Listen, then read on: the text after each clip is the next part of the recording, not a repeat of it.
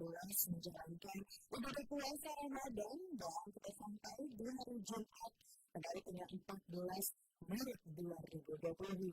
Akhirnya saya mengenal Anda dalam program Smart Happiness di pagi hari ini dan kita akan membahas sebuah topik yang menarik dan tentu saja bersama dengan pengacara kami Bapak Nasional Badan Smart Happiness. Selamat pagi Bapak.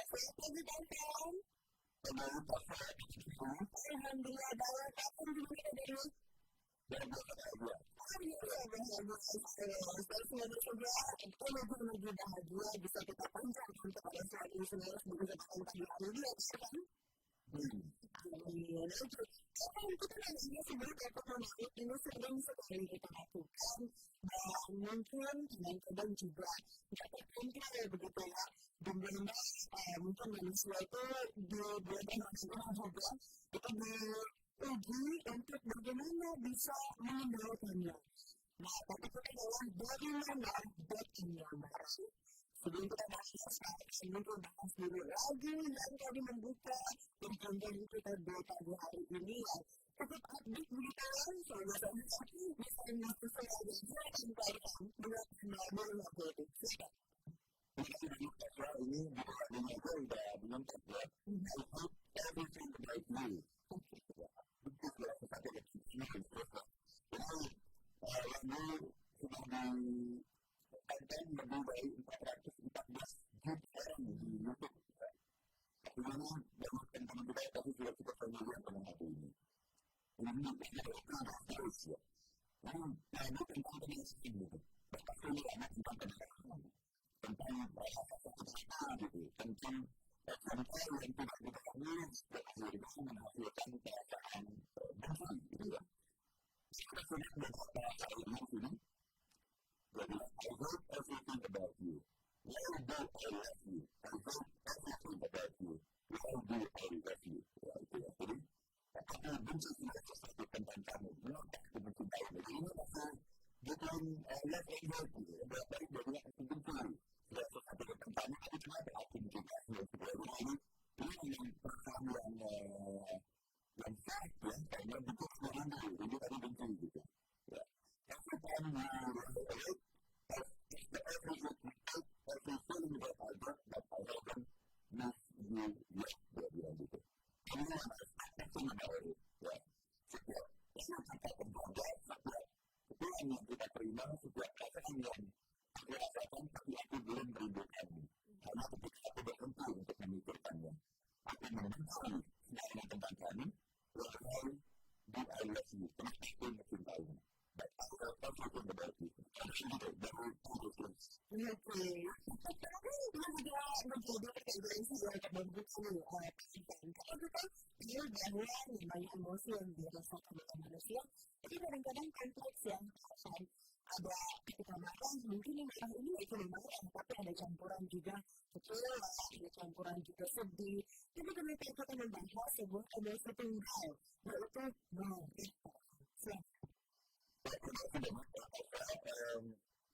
Ini menulis ya, memang bulan Ramadan ya.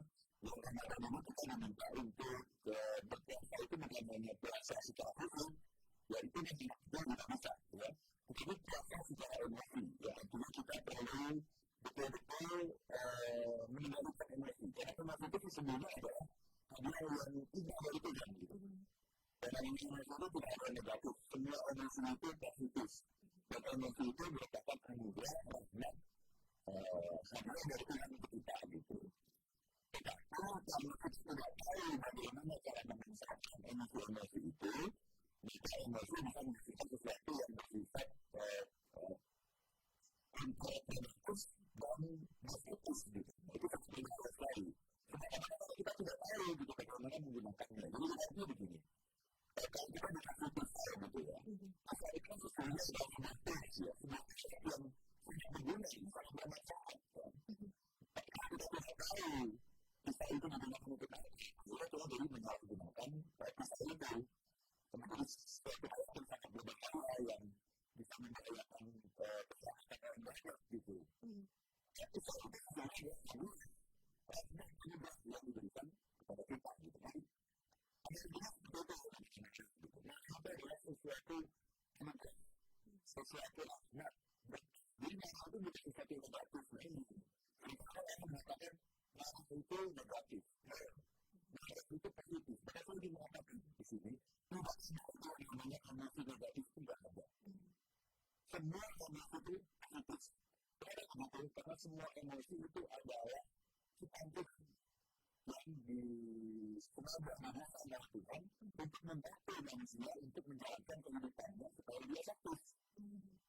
Jadi kita ketika mengalami sebuah emosi apapun itu adalah mengenali apa sih sebetulnya yang ingin disampaikan oleh emosi ini, apa sih sebetulnya manfaat dari emosi ini untuk hidupnya gitu. Jadi bukan kemudian mengatakan oh ini negatif, oh ini nggak boleh, tidak ada. Yang namanya emosi itu emosi negatif itu tidak ada. Semua emosi ada anugerah, rahmat, blessing dari Tuhan. Jadi semuanya positif. Baik, kita kenapa marah ini selalu dihindari ya Pak Isan. Padahal ya tadi Pak Rum juga mengatakan bahwa ini merupakan anugerah, tapi kenapa selalu dihindari, selalu menjadi menek begitu ya Pak. Kalau orang yang mungkin suka marah-marah gitu, jadi kan ada sesuatu yang nyaman dan gak menyenangkan begitu ya Pak.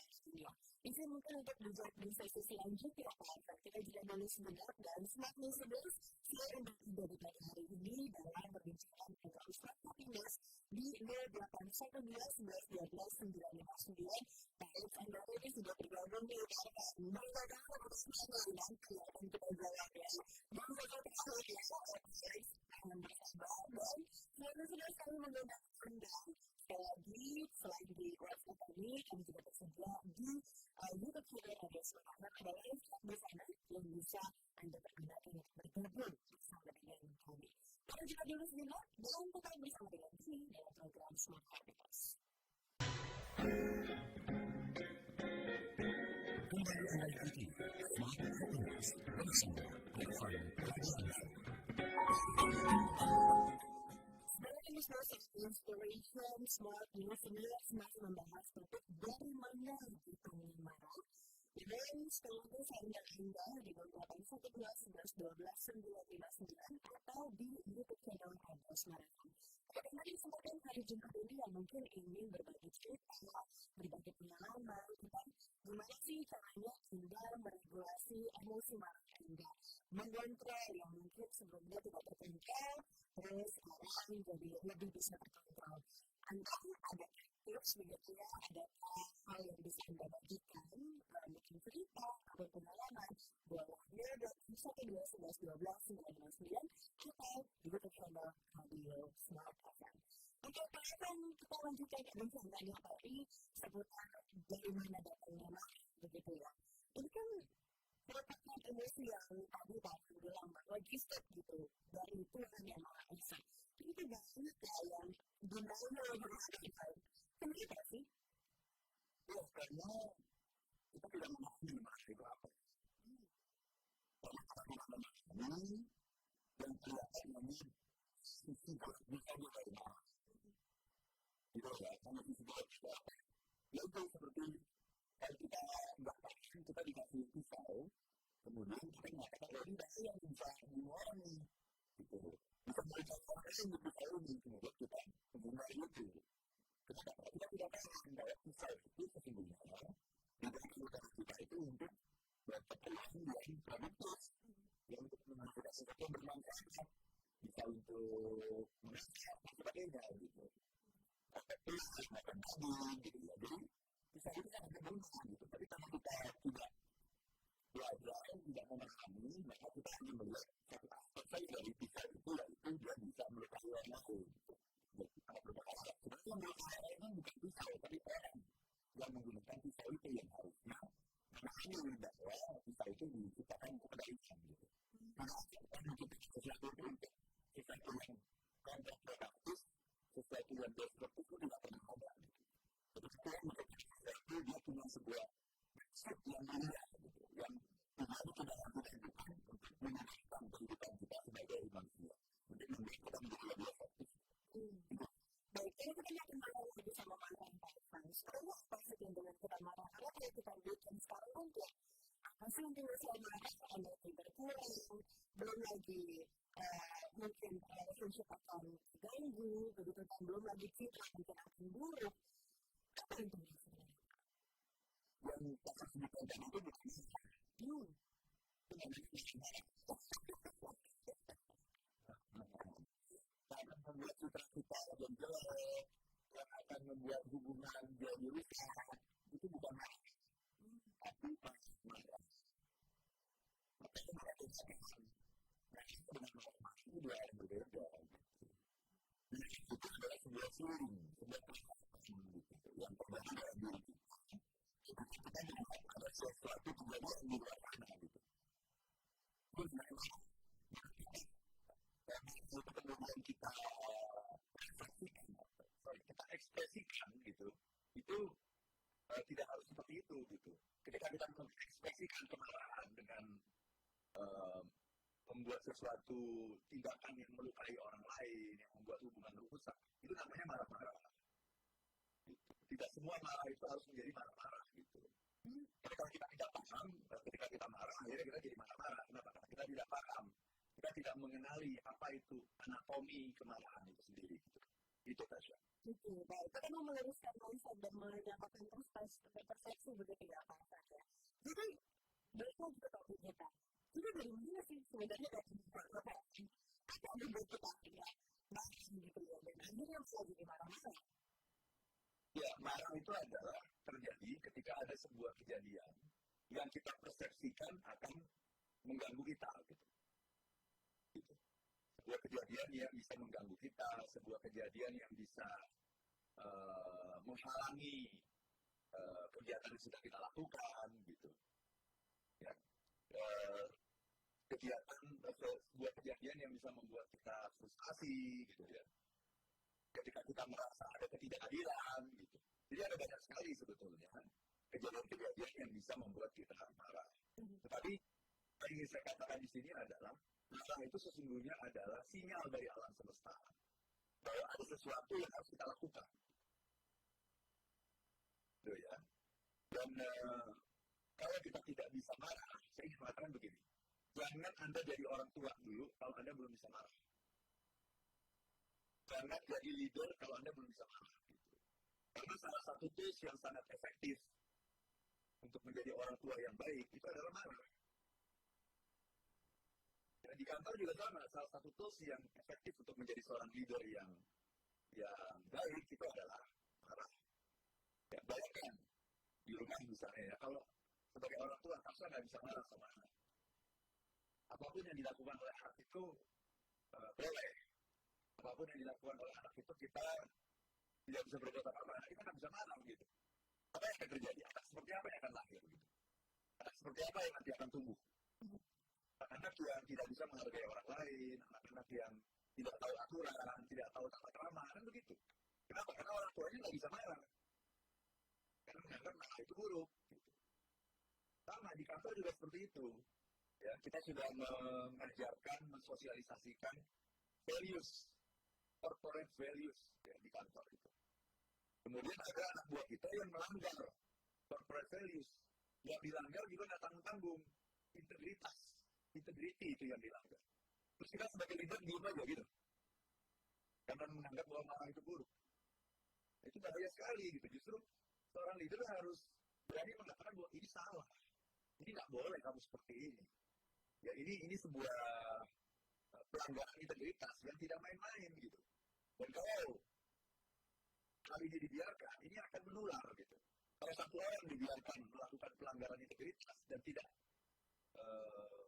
tidak marah, maka itu akan menular nanti. Besok ada 2 orang yang melakukan pelanggaran integritas. Lama-lama itu menjadi merajalela ke seluruh organisasi gitu. Jadi seorang leader itu harus betul-betul clear, oh ini pelanggaran integritas. Saya harus menunjukkan kepada teman-teman di kantor, kepada seluruh karyawan di kantor bahwa ini tidak benar. Cara menunjukkannya di mana? Saya marah. Itu Tasya. Oke, baik. Jadi pengakuan sudah menyinggung soal persepsi.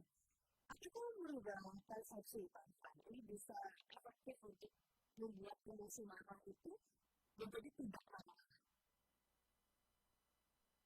Iya. Kan marah itu sesungguhnya bukan karena kejadiannya gitu ya. Marah itu sesungguhnya terjadi karena persepsi kita terhadap kejadian itu gitu. Gitu. Mungkin bagi orang lain hal itu biasa saja gitu ya. Misalnya ada orang yang berbohong gitu ya. Itu bagi sebagai orang ya itu kan biasa, itu namanya white lie gitu. Tetapi ketika seorang leader melihat ada sebuah tindakan atau perilaku yang melanggar nilai-nilai seperti itu, maka dia harus mempersepsikan ini sebagai sesuatu yang tidak main-main gitu. Dan ketika itulah dia harus gitu untuk menunjukkan, untuk memberikan penegasan kepada nilai-nilai gitu. Apa nilai yang penting, apa nilai yang tidak penting, itu harus diberikan penegasan. Caranya adalah dengan apa? Marah. Tapi marah apakah harus marah-marah? Nah ini. Marah itu kan bisa dilakukan secara elegan kan? Bisa nggak orang marah kemudian marahnya dengan hanya satu kata gitu? Ada satu kalimat dengan mengatakan, ini tidak benar, saya marah. Bisa nggak begitu? Bisa. Tapi mungkin untuk beberapa orang itu tidak menjadi sebuah ancaman atau efek jerah begitu Pak. Kalau efek jerah itu hal yang lain lagi nanti. Kalau efek jerah itu nanti adalah suatu tindakan yang nanti dilakukan oleh leader untuk memberikan konsekuensi kepada orang yang sudah melakukan pelanggaran integritas gitu. Tetapi marah itu hal yang lain lagi gitu. Marah adalah leader harus menunjukkan bahwa ini nilai yang penting gitu. Jadi dengan marah itu sesungguhnya seorang leader sedang melakukan penegasan mengenai apa yang penting dalam organisasi gitu. Ini nilai yang penting, ini perilaku yang penting. Nggak boleh ada orang di perusahaan kita yang melakukan kebohongan, melakukan fraud, ya, melakukan ketidakjujuran, itu nggak boleh. Nah, kalau kita tidak marah, maka kita tidak memberikan penegasan kepada nilai itu gitu. Nah, leader harus marah, harus marah. Justru marah itu sesungguhnya adalah salah satu tools manajemen yang sangat efektif gitu. Ya, jadi ketika dia marah dan dibedakan ya marah dengan marah-marah gitu. Banyak leader yang nggak bisa membedakan. Yang dia lakukan marah-marah dengan emosi yang tidak terkendali, yang meluap-luap sampai gebrak meja gitu. Itu namanya marah-marah gitu. Ya, jadi marah dan marah-marah itu dua hal yang berbeda. Gitu. Marah dia menunjukkan saya marah. Ini tidak boleh terjadi. Tapi dengan nada seperti ini, bisa nggak kita marah dengan nada seperti ini? Saya marah. Ini pelanggaran nilai-nilai yang tidak bisa dibenarkan. Ya. Dan ini tidak boleh terjadi dalam organisasi kita. Titik, selesai. Dan kemudian ada diem. Gitu ya. Coba buat sebuah sikap yang berbeda. Tunjukkan sikap Anda yang berbeda bahwa Anda tidak suka pada hal itu. Bahkan dengan diam sekalipun leader bisa menunjukkan bahwa dia marah. Hanya dengan diam. Jadi kalau biasanya dia datang ke kantor dengan ceria, ngajak ngobrol ke siapapun, bercanda-bercanda gitu. Hari itu, karena terjadi sebuah pelanggaran yang tidak bisa dibenarkan, pelanggaran integritas, ya, ada orang yang melakukan fraud, melakukan ketidakjujuran, maka leader harus menunjukkan perubahan sikap gitu. Dan perubahan sikap itu adalah salah satu cara yang efektif bagi seorang leader untuk menunjukkan bahwa dia marah gitu. Jadi marah itu nggak harus emosional, meluap-luap, gebrak meja, mengeluarkan kata-kata yang kasar. Nah, itu marah yang norak gitu. Ada banyak cara marah yang elegan gitu, yang bisa menyadarkan orang, bisa membuat orang itu introspeksi. Marah yang tetap menjaga harga diri orang. Tapi marah itu adalah sebuah tools bagi seorang leader untuk menegaskan apa yang penting dan apa yang harus dilakukan, apa yang tidak boleh dilakukan. Itu Tasya. Oke, baik. Kemarahan atau marah ini apakah kadarnya begitu ya bisa menyusut seiring dengan perkembangan usia atau bagaimana seseorang itu seiring perkembangan usia bisa mengontrol dan akan keluar gitu. Mungkin apa yang dirasa ini tergantung kepada pengalaman dan juga perspektif orang lain. Tapi untuk mengontrol apa yang keluar, apakah usia ini bisa menentukan Pak? Mungkin untuk 31